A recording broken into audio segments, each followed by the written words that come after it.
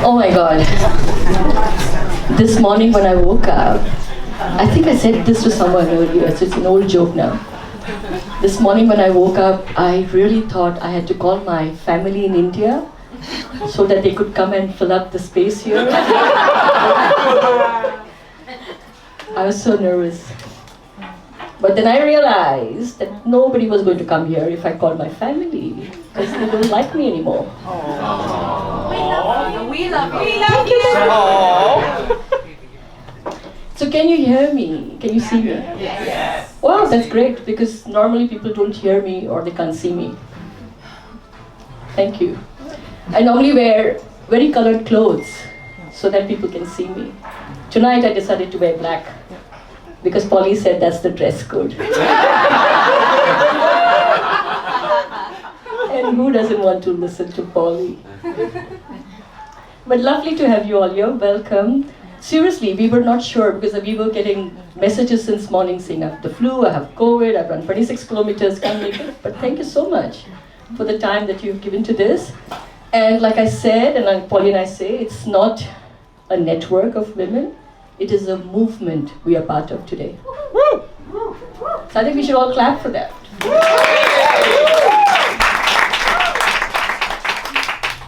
So tonight we're going to have 4 of us speaking. I wanted actually 40 to speak, but then I got told off. I'll speak for 40 people, Polly. I have 10 minutes, so I'll keep it short. But thank you, Yotel, for the hospitality. Who's had the Whitley gin here? I've had one. I'm sure she was wonderful. Thank you, Whitley gin. And that's Polly, all Polly. Diva magazine, we have Diva, Ella, Roxy. Thank you very much. So Diva has partnered us for the entire whatever work that we are doing, and thank you very much. I appreciate that.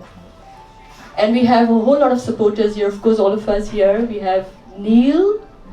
Where is Neil? Where is Neil? Where is the glitter Neil, as my wife calls him? Thank you for all the support you've given us. We've had Bobby, Trans in the City. Thank you so much for the support you've given us. I just wanted to just step back a little bit and tell you why we are doing what we are doing. So I'll keep it very, very simple. I just want to take you back to when I was 6 years old. My father passed away when I was 6. I grew up in India. I grew up in a very humble background. The bathroom now is bigger than the home that I grew up in. 4 of us lived in that home.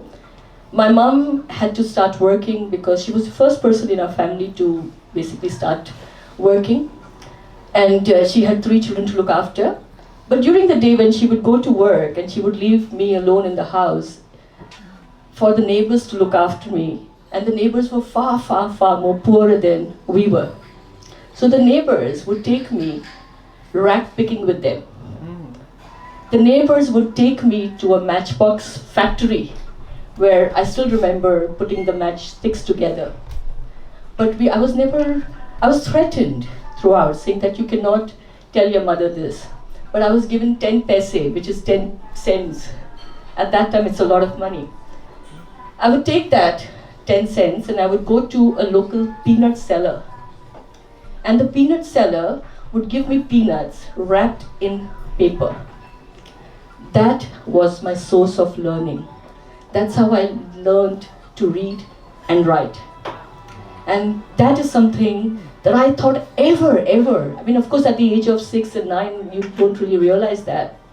But I realized as I was growing up and I put myself through education, I got a scholarship to study in the US. I was very, very privileged that way. And as I put myself through education, I suddenly realized that this is what I want to contribute. I want to bring in stories. I want storytellers. I want people like me who, given an opportunity, can actually not just survive, can actually flourish. And that is what I wanted to do in my life, and I did really, really well. I was in advertising, and I did so well that I actually got married to a man. I said we were happily married. I stayed married to a woman, and I think he's happy. We have twins from that relationship. I have my daughter here. My son will appear at some point. And I realized that it was an opportunity for me to do something different in life. And while I was in advertising, I moved to New Zealand. And in New Zealand, there was so much of homophobic abuse. Let's say. I wasn't going to use the word assault and attack because that also happened to me from my own Indian community, but that's another story. I decided to quit that job, and I set up a speakers bureau. And I worked with very, very interesting, accomplished people from around the world. It was amazing. I traveled the world. I went to China, Hong Kong, Singapore, Malaysia, India, New Zealand, Australia, all the markets you can imagine. I worked with people like Stephen Covey, late Stephen Covey, Edward de Bono, John Cleese, and the big names. At some point we got to work with even President Obama, and Hollywood actors like Naomi Campbell. So very privileged, but I never forgot my humble background. And I realized that it was important to take it back to India. And that is how I set up India's first Speakers Bureau in 2007.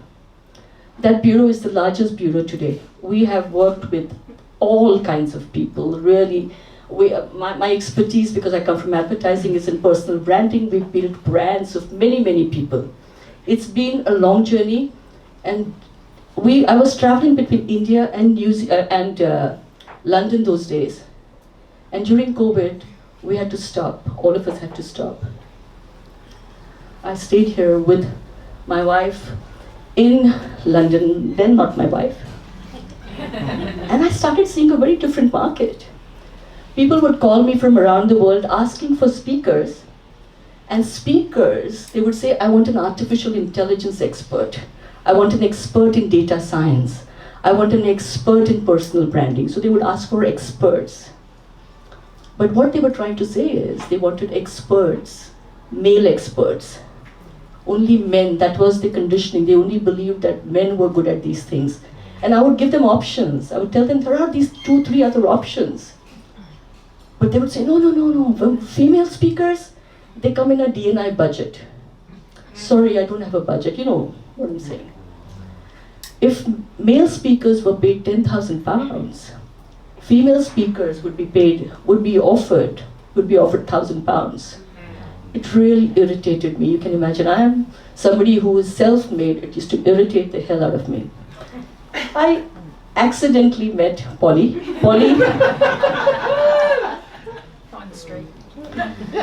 Someone said that they have been friends for 9 years and now they are business partners. Polly and I are yet to complete a year. No, it's a good thing. There's 6.5 years to go. I'm glad I've got 6.5 years to try, and I'm actually very confident. I absolutely love what Polly brings to the table, and she hasn't told me to say this, I promise. But this is where it starts. It starts from here. This Speakers Bureau, I haven't set up because I want to make money. This is a social enterprise, set up so that Polly and I, who think alike, want to build a community. I don't want any client ever to call me and say, oh, but where are those speakers? I don't see any female speakers. Oh, they're not well trained. They don't know how to tell a story. They don't know how to speak. We're going to change that. I promise we are going to change that.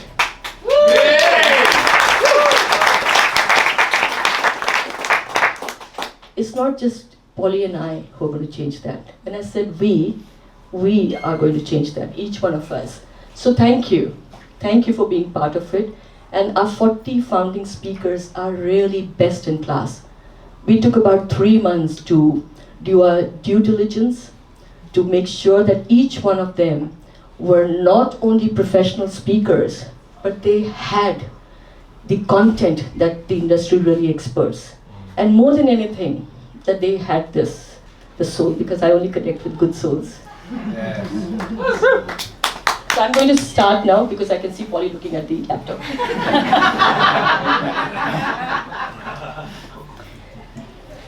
Of course, Polly and I are founders, and many of you know Polly here. Very few of you know me.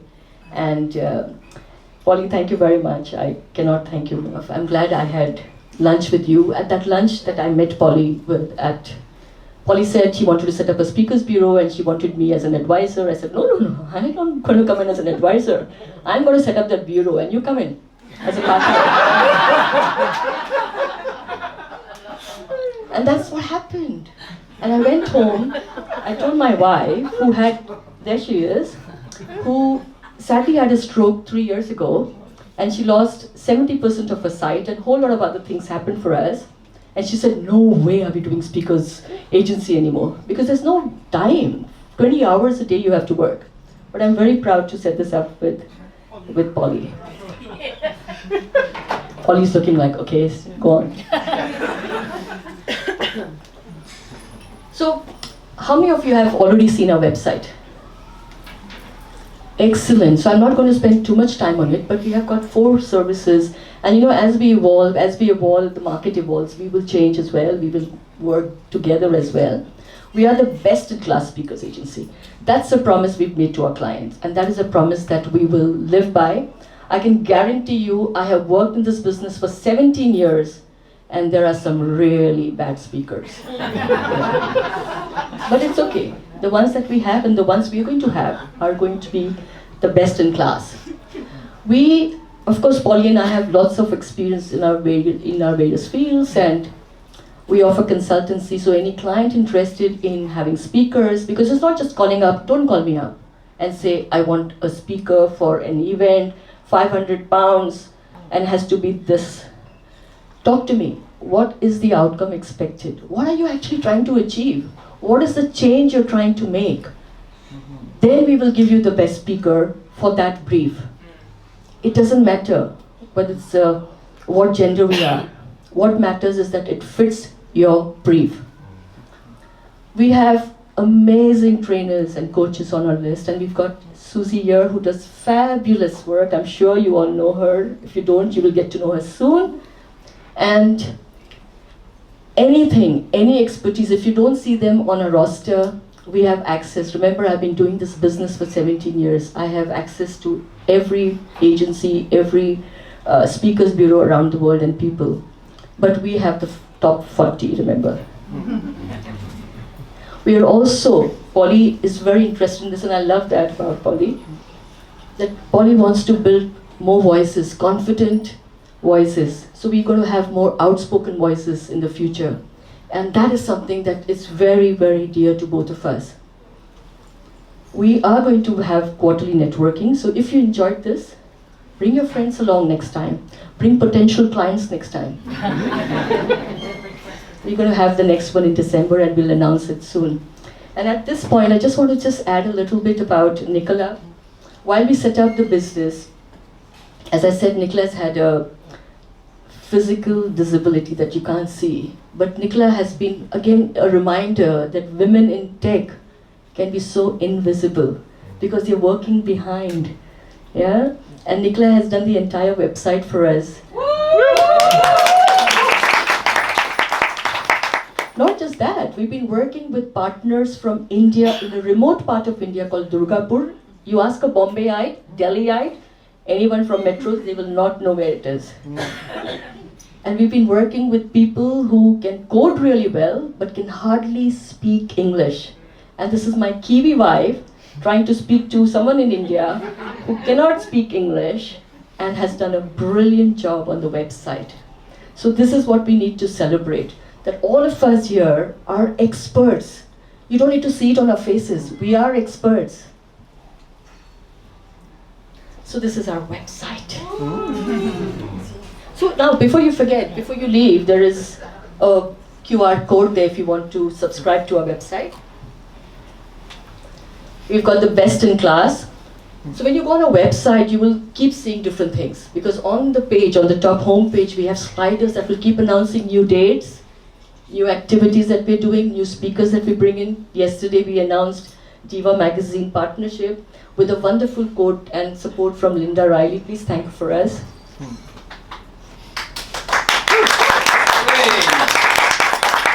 We have categories. So if any client wants to go online and look for business speakers, you want authors, you want trans in the city recommended speakers, you have social entrepreneurship, we have speakers in every category. If we don't have any and you still have a requirement, please do come to us. We will find you someone. Right now we're looking for a trans speaker who can speak in Spanish. If you have any contacts, let us know. So we have 4 services, like I said. You can go and play around on our website. We've got 40 founding speakers. Each one is tagged as a founding speaker. Each one has a profile. I'm just going to take you through it very quickly. So when you go in there, it says, who am I? So for a client, for instance, looking for someone, you go through the category, you get who am I, and then you have categories on top. So all the topics that I speak on are also listed. You can inquire, here's your wish list, you want Raga for your next event. And you can actually download a PDF, you don't have to write to me. You can just download a PDF. It's very simple. This is something that we are very passionate about, training. So anybody who needs training, any kind of training, we've got fantastic trainers. Gender, diversity, belonging, allyship, personal branding, artificial intelligence, data science, like I said, anything, just come to us. We also do bespoke panel sessions. We've got lots on our website already listed. We are going to get more and more as we go along. But this is a full house. So I'm just going to briefly take you through this. We've got blogs. Any one of you here interested in sharing your blogs, you're very welcome. It's a fantastic place. We already have huge amount of visitors to the site. And we've only launched 3 days ago, as you know. We're going to continue having research, and Polly has been talking to partners about sharing research. We're going to make content available online. So that is important, right? Research is important. The more we understand why not, what, this is how we will be fine. We'll change the narrative. We've got the media. I mean, all of us, most of our 40 founding speakers have extensive media exposure. Their stories are shared. And now. So these are our 40 founding speakers. If you can find yourself here, please stand. Just feel free to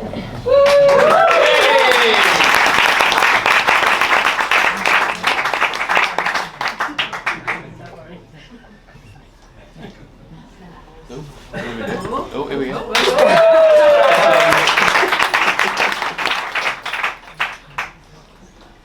Yeah.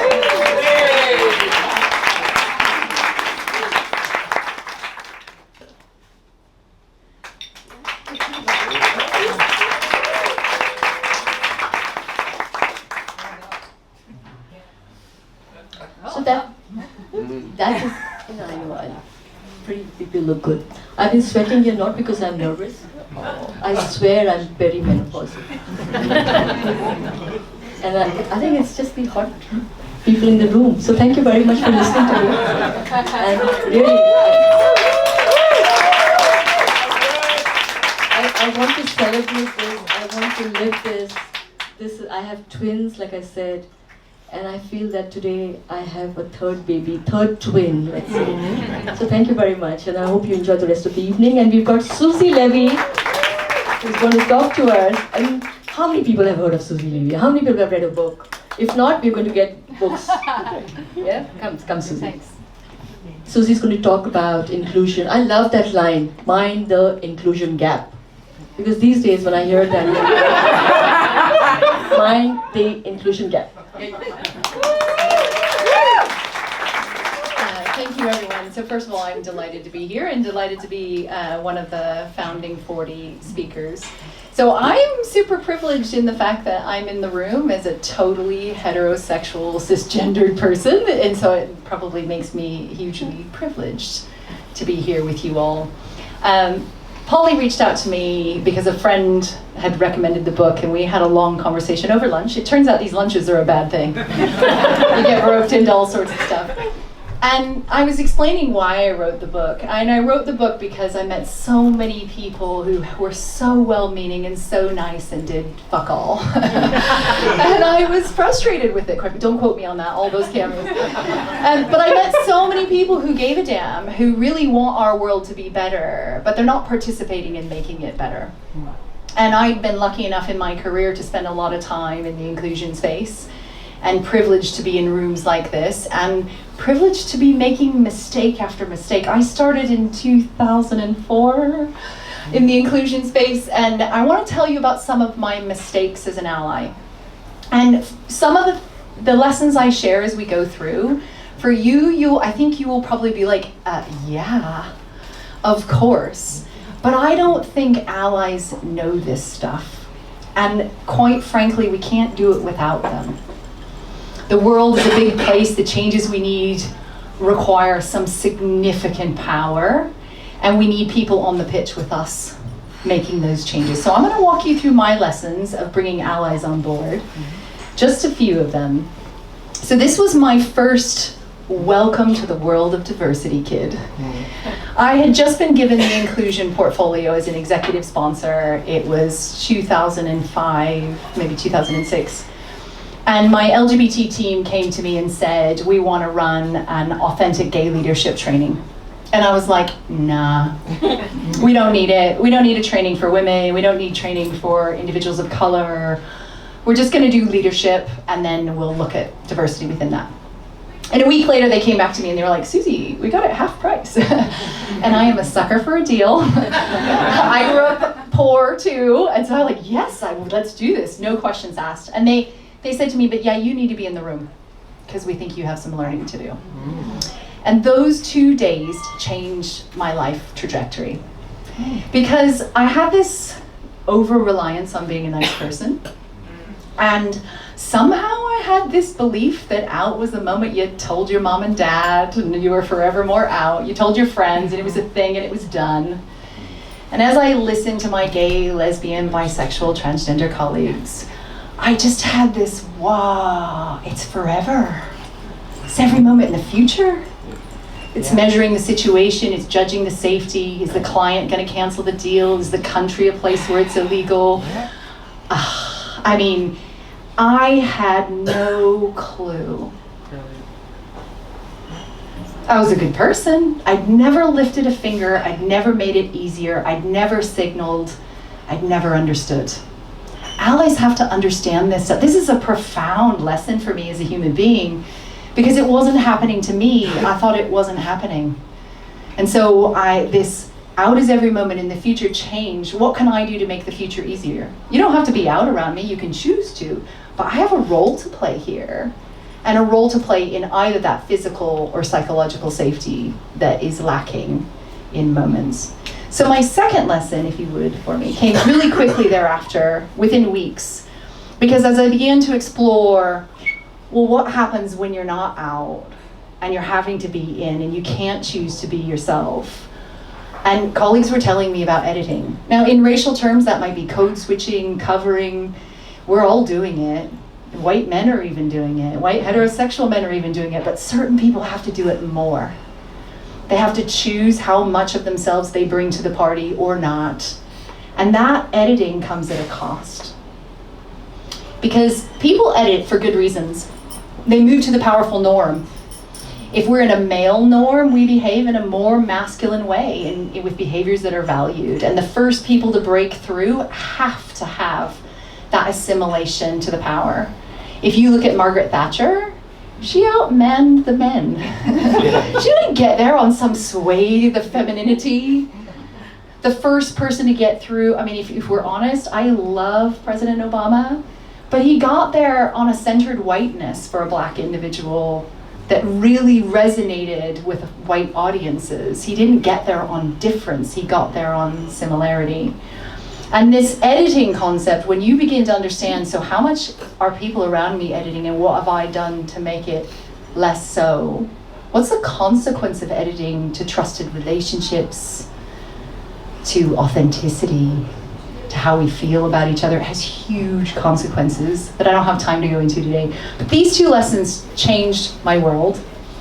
And I'm going to tell you about some later ones and ones that I think are important for this room. Nice. Yeah, it ain't inclusive. And you probably already know that, but the more I learned about this inclusion thing, this allyship thing, the more I realized my sense of niceness was holding me back. And it was holding me back because I was avoiding conflict. I grew up in a family where there was a lot of conflict, an unhealthy conflict in my household, and as the youngest child, I wanted everybody to get along. So I wanted everyone to get along. Some of this stuff we're not going to get along on. We are going to disagree, and we're going to disagree in big ways. Similarly, the more we rely on niceness, the more we think everybody's okay and maybe we should meet in the middle. I don't think on some of these things we are going to meet in the middle. We're going to have to make profound changes. And the more we rely on niceness, the more we avoid those changes that need to happen. Today, I think we're having massive conversations about inclusion. It is sky high in terms of the noise. I think the skill is rock bottom. We don't even know what it is. What is inclusion? If you ask a room, everyone will give you a slightly different answer. And you can't be good at something you can't name, that you can't understand, and you can't put skills and understanding behind. And we've got to stop conflating it with being a nice person, because they are 100% not the same thing. Next slide, please. I've only got 2 more. I also realized in writing the book that we're all playing a role. So I had a client who came to me and kept saying, but Susie, we're a nice person, we're a nice person, we're a nice person. I'm like, yeah, but you're all men and you're all white. And you're all heterosexual, and by the way, you work in advertising in Soho. How is that possible? This is like incredible coincidence. But as I was speaking to him, I'm like, okay, let me put some roles together. And I asked him, Justin, where does the nice person sit on my spectrum? And he sat there for a long time. He's a very thoughtful guy. And he said, actually, nowhere and everywhere. I'm like, yeah, see, this is the point. We are all playing a role, and we're not playing the same role for every group. And this is part of what I wanted to talk about today. Outspoken is about changing the voice of women.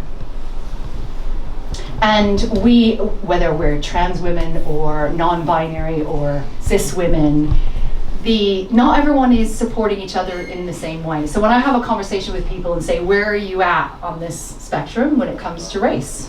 When it comes to the Black community, Asian, Pakistani, where are you where it comes to LGB?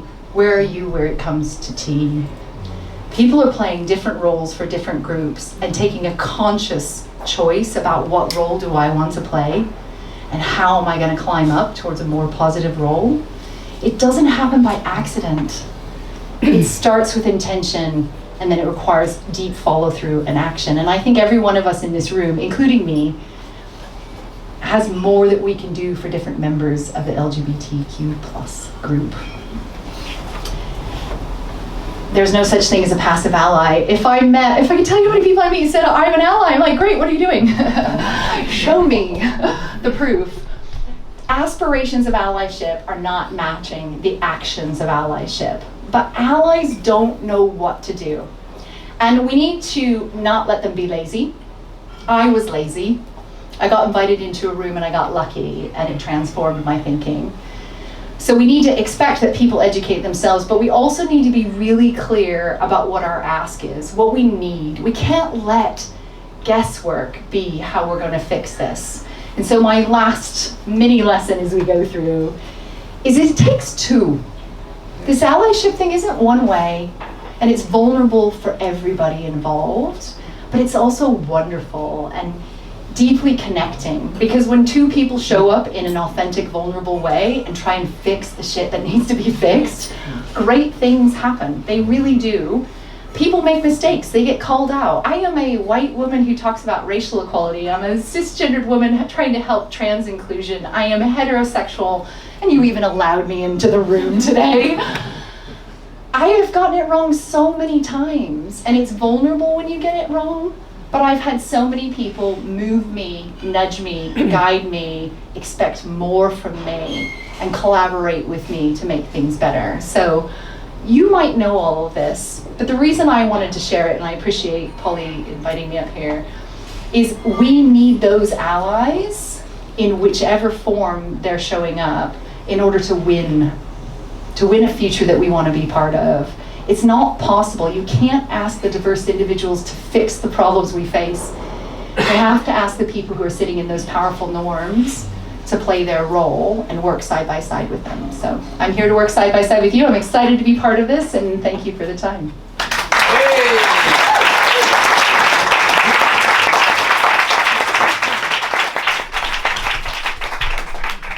Thank you, Susie, and it's National Inclusion Week.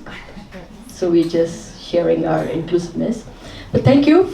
And this is any clients, anybody interested in trainers, speakers like Susie. She's one of our founding speakers. Please let us know. And we've got someone really interesting and someone who's a storyteller. I talk about storytelling quite a bit myself. Someone who's really close to my heart.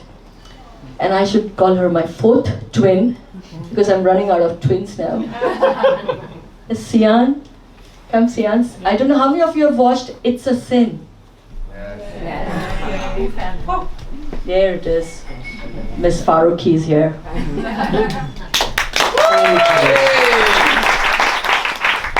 So I'm an actor, so I've never really stood in front of a group of people and spoke just as me, so I'm nervous, so bear with me, my hands might shake. I've got my journal, which I thought I'd be able to hide on a stand and you wouldn't see. No, I think the whole theme of my life right now is you can't hide, and I don't really want to hide. But I've got this and I've written it down. My fiance told me to do it, because I have a habit of just going off on one. But also it's the first time I'm going to be speaking about personal experiences of mine as a gay woman from an Indian background, and about my family, and I wanted to make sure that I mentioned them, so bear with me. So hi, that's what it says here. I'm Sian Saravan. I've never pronounced my name correctly, but today I feel that the spirit of my grandma is with me. I'm named after her, and she would pronounce it this way, so I'll pronounce it as Sian. I want to start off by thanking my friend, Lisa Power, who I'm sure many of you know, notably known as the co-founder of Stonewall. And I want to thank her for introducing me to Raga and to Polly. And thank you to you both for asking me to speak this evening and for being such a fundamental part of creating tonight and Outspoken. Outspoken to me calls upon us all to speak up and campaign for equality, for human rights, which I believe means that we all, as human beings, deserve equal rights. But that's often not the way it goes. Yesterday, I read very angrily while walking my dog Zeus that Suella Braverman yes, claims that multiculturalism has failed British society, along with being gay or a woman isn't reason enough to claim asylum. These are the two things I'd like to speak about tonight with you. I'm not a politician, I'm not an academic, and I'm not an Oxbridge graduate, so I won't bore you with numbers or stats or cold hard facts. What I will speak about is the truth, my truth, and what I know for sure. I am the daughter of grandparents that came here after the end of the British Empire. They were called to work here as mechanics, to work on the railway tracks. They found it hard to assimilate, but they did. They contributed to this economy by doing jobs that other people wouldn't want to do, while being hit with racial slurs, such as the famous Enoch Powell speech, which I'm sure many of you know. I assure you, my grandparents could not and did not create rivers of blood, but their land certainly was turned into one. So they had to swim, they had to escape, they had to run. For India was also a victim of genocide. Partition was a bloody legacy. I feel that fear still coursing through my veins. My fiance has written a note here, something she always says to me: no one lives in a vacuum, right? I grew up in an immensely conservative Indian Punjabi Sikh family in Southall. Don't know if any of you know about Southall. Southall to me feels like an area that South Asian, Middle Eastern and Somali immigrants were thrown into. There is a huge lack of government funding in this area, which affects overall health, notably mental health, education, and therefore the jobs people are able to get, and ultimately their quality of life. During my childhood in Southall, everything was decided for me. The way I spoke, the way I walked, what I could wear, who I could look at. Mostly I was told to look at the floor. The job I would do and who I would marry. At home and at school, I couldn't be me. I knew who I was from the age of 9, an actor and a gay woman. I saw no representation of me anywhere. At night, when I knew I wouldn't be caught, I would watch The L Word. That's the only place I saw lesbians. And I also found an old Angelina Jolie interview where she says, quote, "If I could marry a woman, I would. I would then hurriedly delete the history from my computer. It was not safe for me to come out. It wasn't an option. If I said I was gay, I would be in danger." Please note, this is not hyperbole. This is not exaggeration. This is fact. There wasn't a teacher I could speak to at school. There was no one. In sex education, they spoke about sperm and embryos. There wasn't evidence of what I was or who I was anywhere. So, at school, I hid behind humor and movies. Film and theatre saved me. Page turn. They allowed me to escape to another world where I could meet people from all walks of life. However, I could never see anyone who looked like me. All the happy actresses were blonde. I remember asking my mother if I needed to be white and blonde to be happy. She never had an answer for me. I decided at 9 that I would be an actor because then I could be part of storytelling, which for me stands for bringing people together. I could be visibility. I could take people to other worlds where they are encouraged to dream. For what are we without hope? So I left home at 17, escaping an arranged marriage. It is now 11 years later. And so that's not all morbid. I think it's important for me to say here, the journey has had many ups and downs, many a success, many a failure, like all of your lives, I'm sure. I've also learned to slowly remove all of my masks, all of my beliefs, and I've been able to have compassion for myself, love for myself, and I've allowed myself to believe that I deserve love, I deserve a happy relationship, I deserve to be seen. And now I live with my fiancé. I'm going to get married next year. I never thought I'd be able to choose who I would marry, and we live with our beautiful dog, Zeus. He's got a big name because he's actually very small. And I never wanted him to feel like a small man because that can lead to devastating consequences. But I don't stand in front of you today as a ta-da kind of story. I'm not a hey, look at me now, I'm out and proud and everything is okay. Instead, I stand in front of you as a woman who wants it to be easier for the next generation. I don't want this vicious circle of being treated differently based on your sexuality, your race, your class, your gender identity to continue. Because it can make you feel less than. It can make you internalize a lot of shame, and it means you have to spend a lot of time and money on healing and believing that you're worthy of just about anything. If the 9-year-old version of me saw you all now, I thought this when I came in, and knew that this was possible. If she heard about gay people at school, if she saw our communities celebrated on screens, then she would have been saved from years of running and hiding.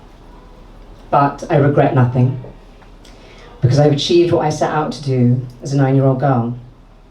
My dharma of easing the suffering of others through my gift, which I believe is acting. I played Lisbeth Faruqi in It's a Sin, a female gay Muslim lawyer. Originally the character was one line, and I spoke to Russell, who's now my dear friend, and we made the role a bit bigger. After the show aired, hundreds It was actually 10,000 in total, but I wrote hundreds because I wanted to be more humble. And that 10,000 was accumulated from Twitter and Instagram. These women messaged me who looked like me, and they all said that they felt seen. The same happened when I played Noor, an Egyptian activist in The Baby by my dear friend Shan, which aired on HBO. I have set out to do what I intended, to make others feel less lonely and less isolated than I did. And I'll hopefully continue. I'm coming to the end now. I'd also like to draw your attention to my grandmother, Sian, who I'm named after. She was never really seen. At 29, I'm now older than she ever got to be. She was, I hear from accounts, shy. She always looked down at the floor. You'd miss her if you walked past her in Southall. She wore traditional Indian clothing, and she couldn't speak English. And she felt she wasn't good enough to go into white spaces. I keep her in me. And I tell her that she is good enough, and that she doesn't need to look like me, or to look like you, or speak like me, or speak like you to deserve care. She's human. She deserves a safe and peaceful home, one that is not war-torn. So when the Bravermans of the world dehumanize immigrants, I pray we all remember that we are all worthy of a very basic right, and that is safety.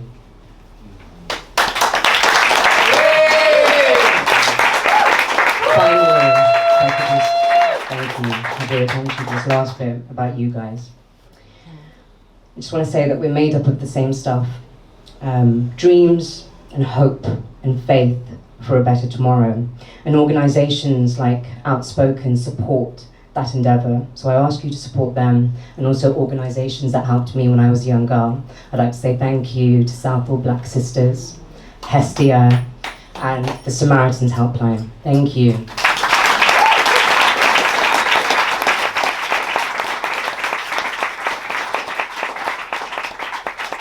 Thank you, Sian. I mean, I don't know, I'm deeply touched, and wow.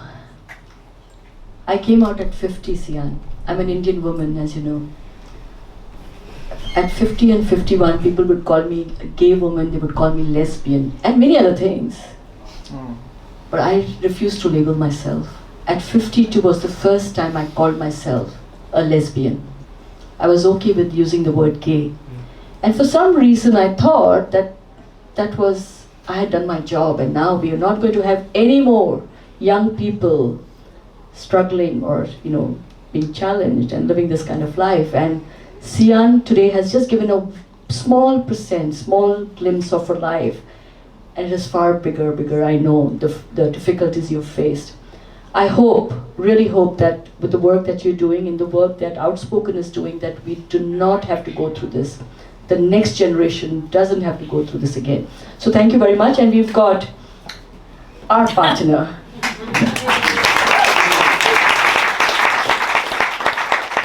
So I know you're probably all ready for another drink, so I'm not going to take a long amount of time. I'm not really going to talk a lot apart from just I am going to talk about some data and facts and figures and just how you can support us. So I think I first got interested in this space as I was part of the Board of Pride in London, when I realised I didn't come out until I was 41, and I really saw that there was, once I joined Pride and I started going to events like this, apart from they were 80% men and 20% women, that I started seeing there was a real problem with female representation and non-binary representation in these spaces. And the thing that really surprised me, first of all, when we did a survey in Pride in London in 2018, was the results that came back and said that LGBTQ women were almost twice as unlikely to be out at work as LGBTQ men. And actually, I hear that all the time when I talk to network leads who say, I'm really struggling to find queer women to be on my network group. And I remember about 3 years ago when I got involved with Lesbian Visibility, a really big company told me they didn't have any lesbians. I think you probably do. And that always surprises me, because whenever I see research, and this research was done in 2019 by Universal McCann, and queer women were asked, do you want greater visibility? Well, I think these results kind of speak for themselves. So whether it's in TV and media, whether it's in government, whether it's in business, journalism, radio, anywhere, women do want more visibility. And for me, those two issues need resolving. Why is it that women aren't out, but they want to be out? And I guess the second thing that really drove me to get involved with this was some research that came out in 2021 by a charity called Just Like Us. Now, Raga talked a bit about you always want things to be better for the next generation, and I didn't come out until I was 41. I didn't see a lot of people that were like me, but and part of the reason that I do this and I got involved with Pride was I wanted to make things different for the next generation, and that's part of why Raga and I were really keen to set up Outspoken as a CIC and make it a social movement rather than a limited company that was there doing training. We want to create a movement. And this research came out from Just Like Us that talked about young women who identified as being queer. And the bit that really struck me was that the research said that 68% of queer women were embarrassed to use the word lesbian. And that just kind of upset me and shocked me. And some of the reasons why they were embarrassed to use the word lesbian were around really unhelpful stereotypes, so being too masculine. For a lot of young women, it's about the over-sexualisation, and sadly at the moment as well, and I hate this, there's a small percentage of young people that also think that saying you're a lesbian or saying you're a queer woman means that you're anti-trans.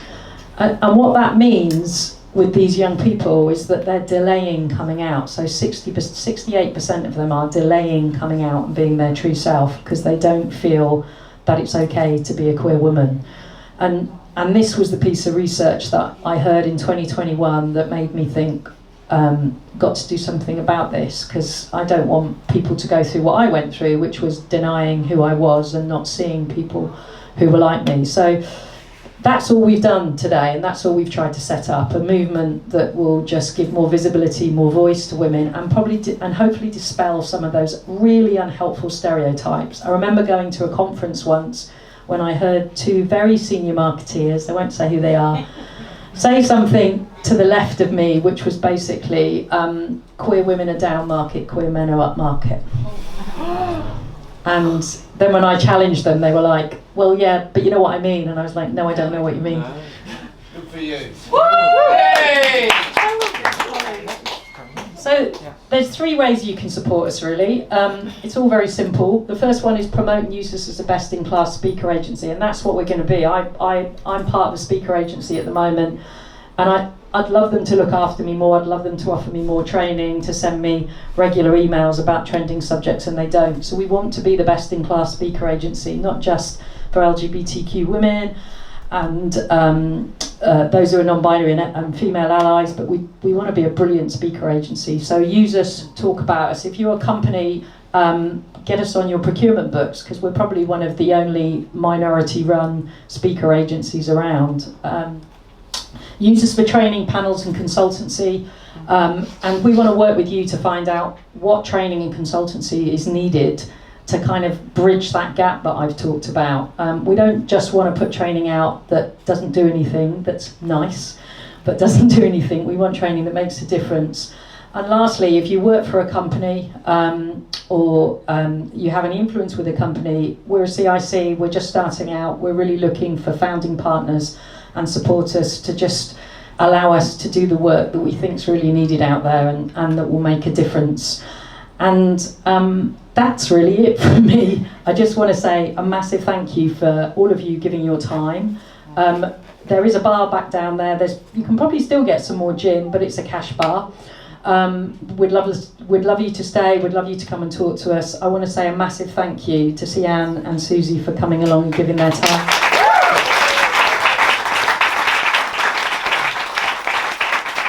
And Sian, if that is the first time you've spoken, it was amazing and it really moved me, so thank you.